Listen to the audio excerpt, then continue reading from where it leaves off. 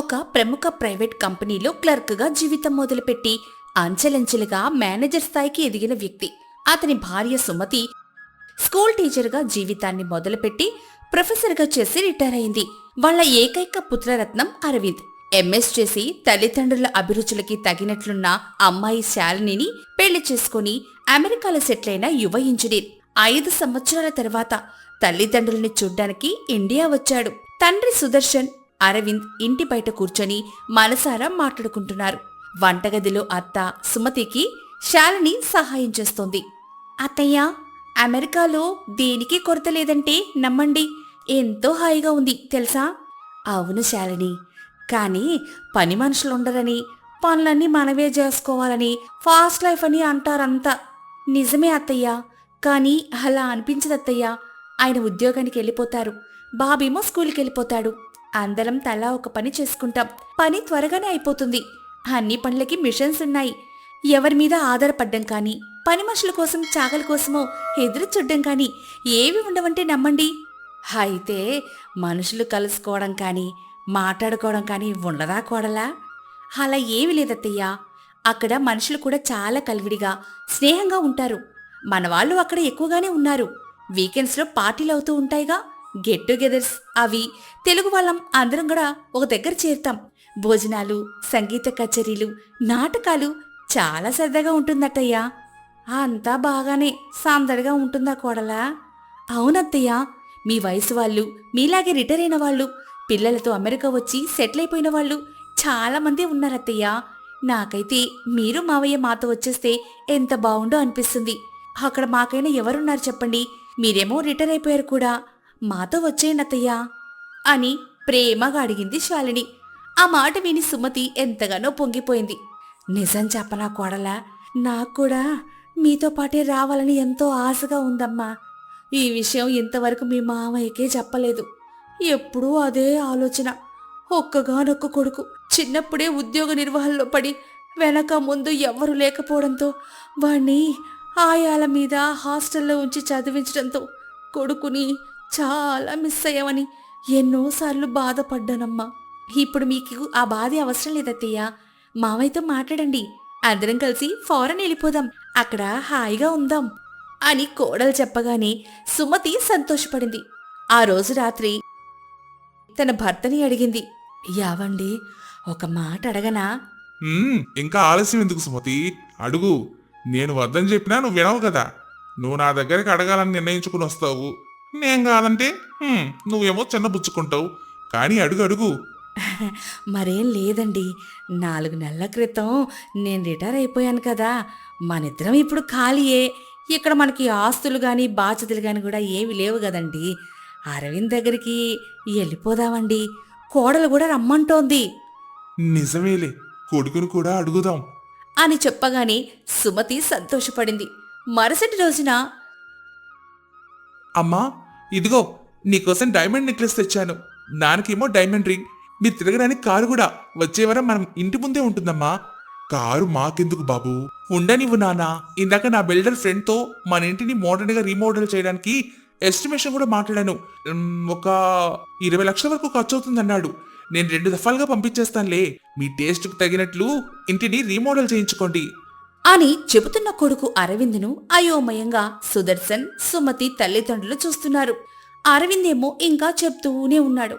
కొంత సమయం తర్వాత, బాబు అరవింద్, మాకు ఈ వయసులో ఈ డైమండ్స్, కార్లు, షికార్లు, ఈ కొత్త హంగులు కాదురా కావాల్సింది.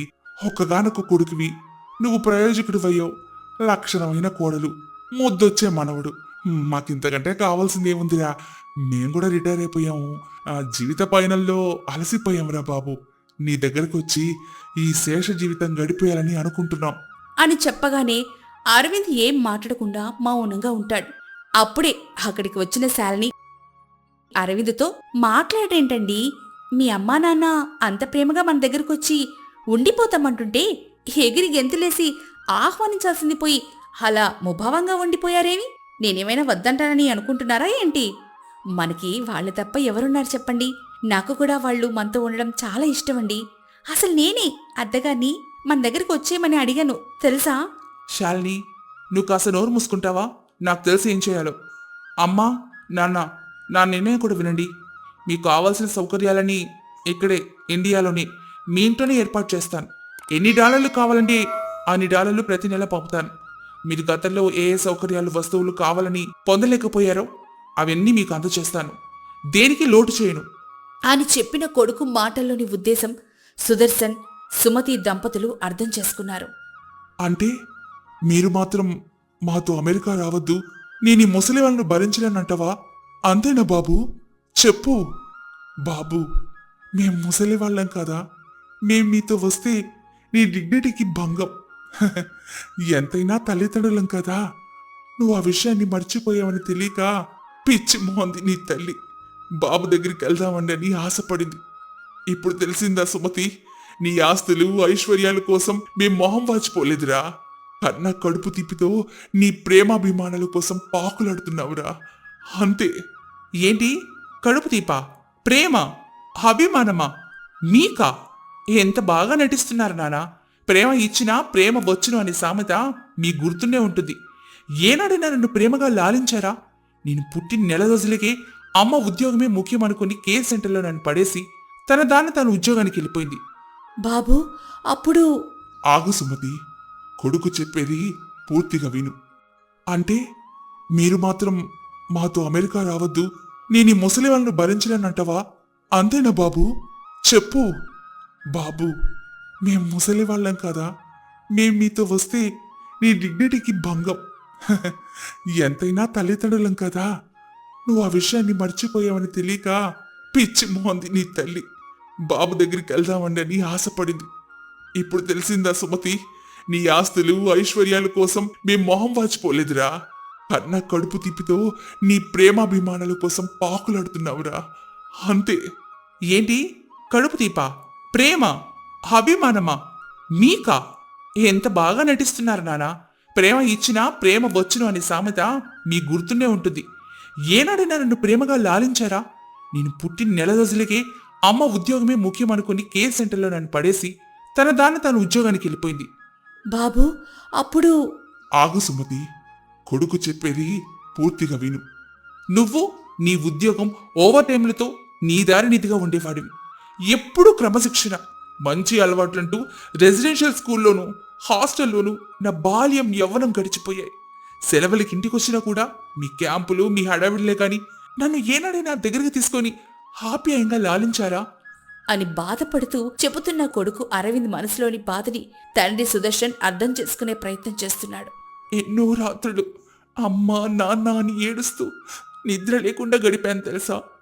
నాన్న నీ చల్లని చూపు కోసం, అమ్మ వెచ్చని స్పర్శ కోసం నా మనసు ఎంత పరితపించిపోయిందో మీకేం తెలుసు. కష్టం సుఖం చెప్పుకోవడానికి తోబుట్టూ లేరు, ఒంటరి జీవితం అని చెబుతూ కన్నీళ్లు పెట్టుకున్నాడు సుదర్శన్. ఆ మాట విని సుమతి, శాలిని కూడా కన్నీళ్లు పెట్టుకున్నారు. మీ ఇద్దరూ డబ్బు సంపాదన లక్ష్యంగా బతికేరే కానీ నేనేమైపోతున్నాను, నాకేం కావాలో ఎప్పుడైనా గమనించారా? లేదు. హాస్టల్లో అందరూ సెలవులకి ఇంటికి వెళ్ళేవారు, నేను మాత్రం ఒంటరిగా. అందుకే నాకు బాల్యమన్నా తల్లిదండ్రులన్నా ఇష్టం లేదు. నేను అనే ప్రాణిని భూమి మీదకు రాకపోతే ఎంత బాగుండేది. నాకెవరున్నారు? మీ సుఖాలు చూసుకున్నారే కాని నా గురించి ఏమైనా ఆలోచించారా అసలు? బాబు అరవింద్, అంత దారుణంగా మాట్లాడకు. ఈ అమ్మా నాన్నలను అర్థం చేసుకుంది ఇంతేనా బాబు? అవునమ్మా, ఇంతే. పోటీతత్వంతో నన్ను పెంచారు. మెడిసిన్ చదవడం నాకు ఇష్టమైతే మీ కోరిక మేరకు ఇంజనీరింగ్లో చేర్పించారు. పెళ్లి మీకు నచ్చిన అమ్మాయితోనే చేశారు. అన్ని చివరికి అమెరికా కూడా మీకు నచ్చినట్లుగానే పంపారు.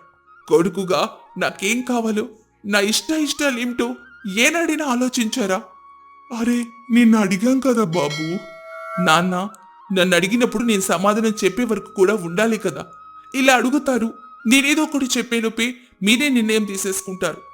డబ్బుతో దేనైనా కొనగలం నాన్న, సాధించగలమని అనుకున్నారు గాని ప్రేమ ఆప్యాయతల్ని మర్చిపోయి ఈరోజు మీరు వాటి గురించి మాట్లాడడం చాలా చాలా విడ్డూరంగా ఉంది నాన్న. బాబు అరవింద్, మన మధ్య ఉన్నది రక్త సంబంధంరా, ప్రేమానుబంధం కాదమ్మా, డబ్బు సంబంధం. మీరు నాకు ఎంతో ఖర్చు పెట్టారు, ఎంత వాణ్ణి చేశారని అనుకుంటున్నారు కదా. మీ రుణం తీర్చుకోవడానికి ఇండియా వచ్చాను. మీకు కావలసిన సౌకర్యాలు అన్ని డబ్బుతోనే అమర్చి తిరిగి అమెరికా వెళ్ళిపోతున్నాను. నా పిల్లాన్ని మాత్రం మీరు నన్ను పెంచినట్లు పెంచను. నాలా వాడికి బాల్యం ఒక చేదు జ్ఞాపకం కాకూడదు.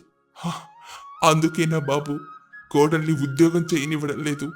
వాడు పెద్దయి నీలా ఫీల్ అవ్వకూడదని నువ్వు పొందలేని ప్రేమాభిమానాల్ని వాడు పూర్తిగా పొందేలా చూస్తున్నావు అంతేనా? అవును నానా. బాబు అరవింద్, నువ్వు చెప్పేది ఇంకా ఏమైనా ఉందా? లేదు నాన్న, నేను చెప్పాలనుకున్నది చెప్పేశాను. మాకు నీ మీద ప్రేమ వాత్సల్యం లేవా? అవి లేకుండానే నువ్వు ఇంతవాడివయ్యావా? నీకసలు ఏం తెలిసిన మాట్లాడుతున్నావు బాబు?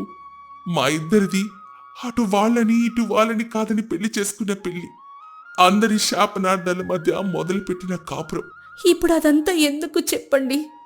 చెప్పాలి సుమతి, లేదంటే కొడుకు మనసులో మన మీదున్న అభిప్రాయం అలాగే ఉండిపోతుంది. మన కొడుకు భవిష్యత్తు కోసం మనం ఎంత బాధపడ్డామో, నరకం అనుభవించామో తెలియాలి కదా వాడికి.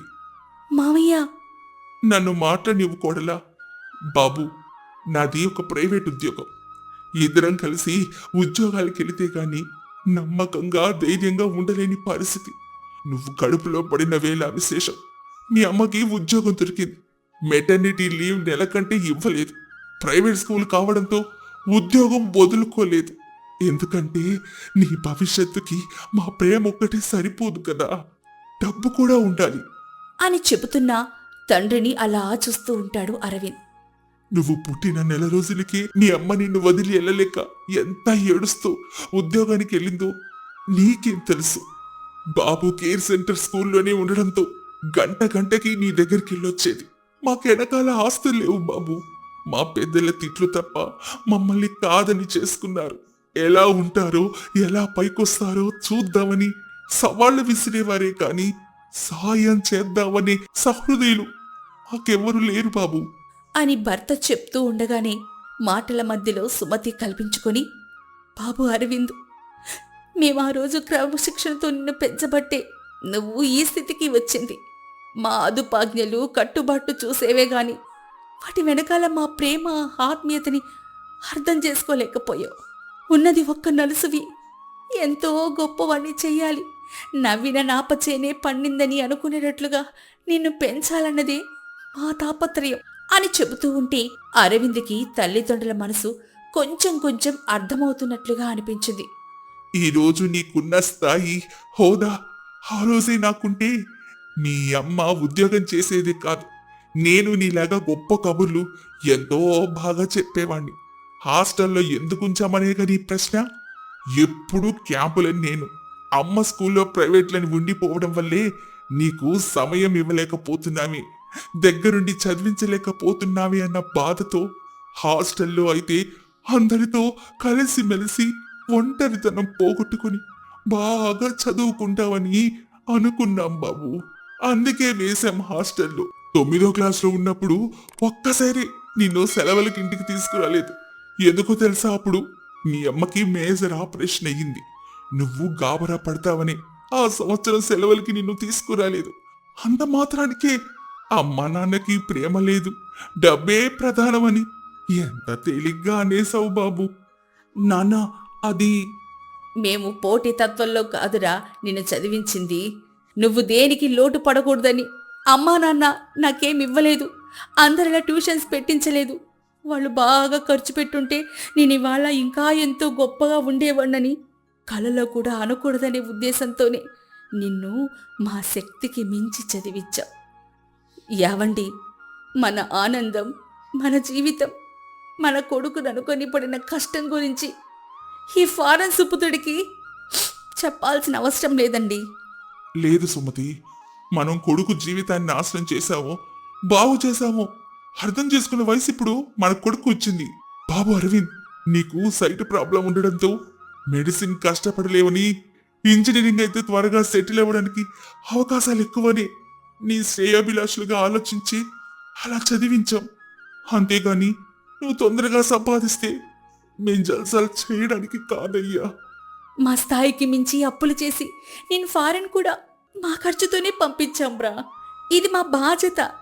మాదే కాదు, ప్రతి తల్లిదండ్రుల కనీస ఖచ్చితమైన బాధ్యత. పిల్లల్ని కనగానే కాదు, వాళ్ళని సరైన నడవడికతో పెంచి చక్కని పౌరులుగా తీర్చిదిద్దవలసిన బాధ్యత. ఇప్పుడు నువ్వు నీ కొడుకు గురించి ఎలా ఆలోచన చేస్తున్నావో అలా అంటూ కన్నీళ్లు పెట్టుకుంది సుమతి. కోడలు శాలిని మనసు చలించిపోయింది. ప్లీజ్ అత్తయ్య, కంట్రోల్. బాబు అరవిందు, మీ నుంచి మేము ఆశించింది డబ్బు కాదు నాన్న, ప్రేమ. కాని బాబు, నీరు పళ్ళ మెరుగన్నట్లు ప్రతి తల్లిదండ్రి తమ పిల్లల శ్రేయస్సునే కోరతారు. కానీ పిల్లలు మాత్రం పెరిగి పెద్దవాళ్ళయి వాళ్ళ భార్యా పిల్లల కోసం ఆలోచిస్తారే గాని కనిపించిన తల్లిదండ్రుల గురించి ఆలోచించరయ్యా. కొంతమంది పిల్లలు అమ్మా నాన్న మాకేమిస్తారు, ఆస్తా పాస్తా మంచి చదువా అంటూ ఎంతసేపు తల్లిదండ్రుల నుంచి మనం ఎంత పీల్చుకుంటున్నామా అని ఆలోచిస్తారే గాని తల్లిదండ్రులకి మనం ఏం చేస్తున్నామని ఆలోచించర్రా. ఇది మీ తరం తప్పు కాదు, ఇదొక జీవన స్రవంతి. మేము మా తల్లిదండ్రుల కంటే నీకు ప్రాధాన్యతనిచ్చినట్లే నువ్వు నీ కొడుకు కుటుంబం కోసం తాపత్రయపడుతున్నావు. మంచిది బాబు, నువ్వు ఆనందంగా నూరేళ్లు వర్ధిల్లడమే నాకు కావాలి. మీ ఆశీస్సులు మాకు కావాలి మావయ్య. మేము ఎక్కడున్నా మీ సంతోషాన్ని సుఖాన్ని కోరుకుంటాం తల్లి. ఎక్కడో ఉండటం ఏమిటి మావయ్య, మాతోనే ఉంటారు.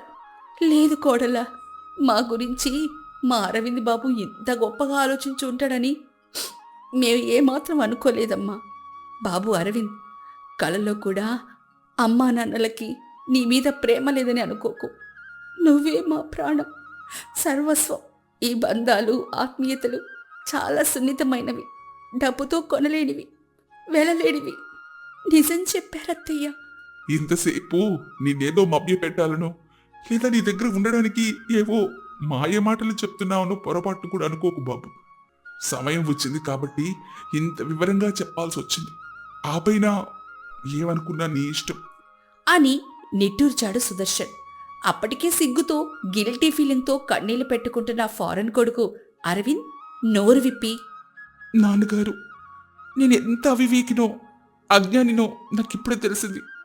నేను చాలా మూర్ఖంగా ఆలోచించి అమ్మని మిమ్మల్ని నా మాటలతో ప్రవర్తనతో చాలా బాధ పెట్టాను. మీరు రాత్రి పగలోనే తేడా లేకుండా నా అభ్యున్నతి కోసం ఎంతో పాటుపడ్డారు. ఇప్పుడు కొడుకుగా నా కర్తవ్యం నిర్వర్తించే అవకాశం నాకు ఇవ్వండి. నన్ను క్షమించి మాతో పాటు మీరు అమెరికా బయలుదేరండి అంటూ తల్లిదండ్రుల పాదాల మీద వాలిపోయాడు. అది చూసి సుదర్శన్ సుమతిల కంటే శాలిని చాలా సంతోషపడింది. Tota Magic TV.